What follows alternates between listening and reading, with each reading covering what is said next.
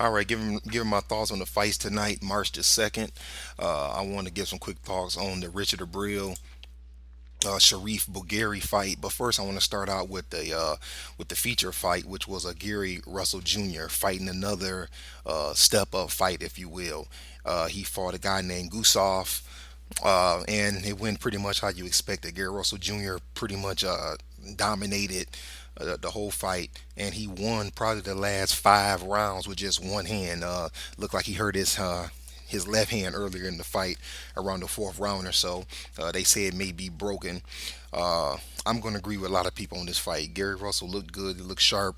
He did what we expected him to do, but it is time for him to step up in competition. This guy was just not on his level.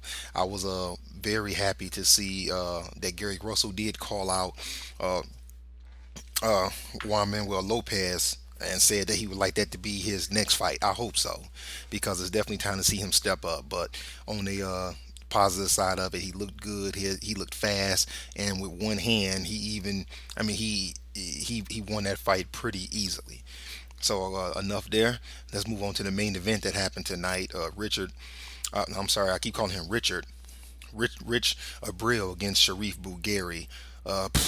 If you watch this fight, this was a rough fight, a dirty fight.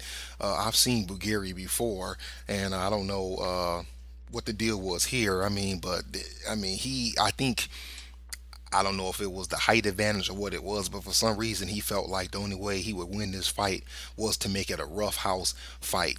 And to be honest, Brill didn't really show me much either the first 5 or 6 rounds. I think he will say.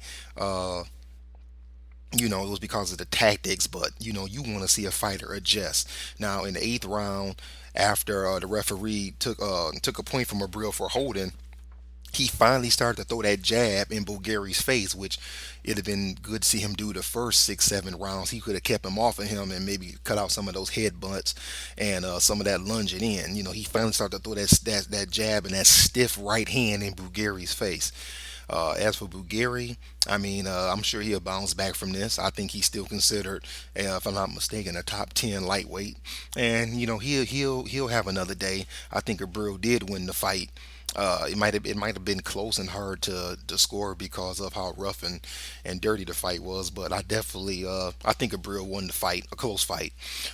As for Abreu, they asked him what did he want to do next, and he said that he said Broner, which I like to hear that because he's considered a champion. Broner's considered a champion. And as for Broner, there's really only a few guys in this division he could fight. And I like to see Abril, call out Broner, even though I'm sure in the back of his mind he'd like to get a piece of Brandon Rios again and, try to make that fight right. But anyway, I, I, I mm, people may have different opinions on. I thought it was a pretty decent fight. Now I say decent. I'm not gonna say it was great because there definitely was a whole lot of holding in this fight. But other than that, it was a pretty decent scrap. Definitely pretty entertaining for the time being. But now Abril will move on. Hopefully Broner will be next. That's all I got. Thanks for listening. Catch you next time.